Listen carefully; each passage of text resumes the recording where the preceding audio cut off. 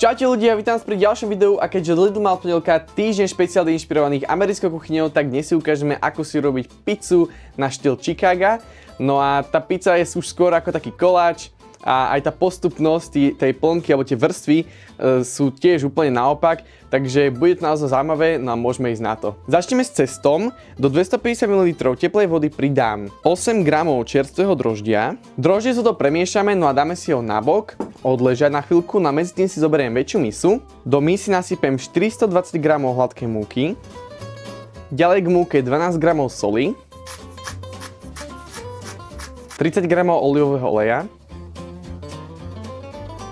a nakoniec vodu s droždím. A prichystané suroviny teraz vymiesíme do jemného cesta.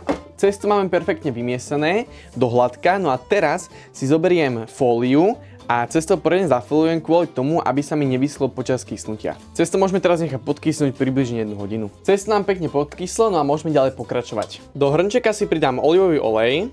K olivovému oleju si pritlačím 2 strčiky cesnaku. No a cesnak môžem jemne zarestovať. Keď máme cesnak zarestovaný, pridám si do hrnčeka 2 takéto konzervy lúpaných paradajok, sú už nakrájané a je tam ešte pridaná aj bazalka. Pomaly si uvaríme takú omáčku z týchto lúpaných paradajok. Musí byť trošku taká hustejšia, no medzi tým ďalej si môžeme prichystať už cesto. Takúto formu na korpus polujem olivovým olejom, poriadne ho vymastíme, pekne aj kraje. Do formy vložím vykysnuté cesto. No a pomaly takto budeme cesto roztláčať a budeme ho roztláčať aj takto po krajoch. O to ide pri tejto pici, že vlastne má také vysoké kraje.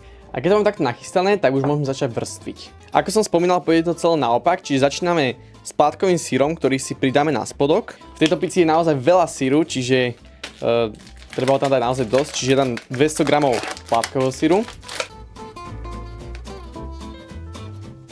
No a môžeme pridať ďalších 200 g strúhanej mozzarelly. Na syr budeme pridať ďalej salámu. Pekne si ju tam môžeme takto naplatkovať, približne takých 100 g. Omáčku máme zredukovanú, vidíte, takto by mala byť hustá. No a môžeme si ju teraz pridať na vrch. Pekne takto úplne všade. No a keď to máme takto nachystané, tak to dáme teraz piesť približne na takých 20 až 30 minút na 200 stupňov, tak aby sa nám to cesto pekne aj zo spodu upieklo. Pizzu máme upečenú, no ako môžete vidieť, naozaj to vyzerá trošku ako taký koláč, no nakoniec si už len rozrežeme, takže môžeme ísť na to. No, tento fajnový kúsok si aj vyberieme.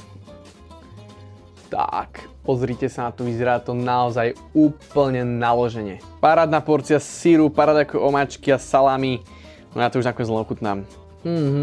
No, je to naložená bomba. Ako môžete vidieť, veľa syru, veľa salami, veľa omáčky, okolo toho tá krusta, toho cesta, celé to tak spája.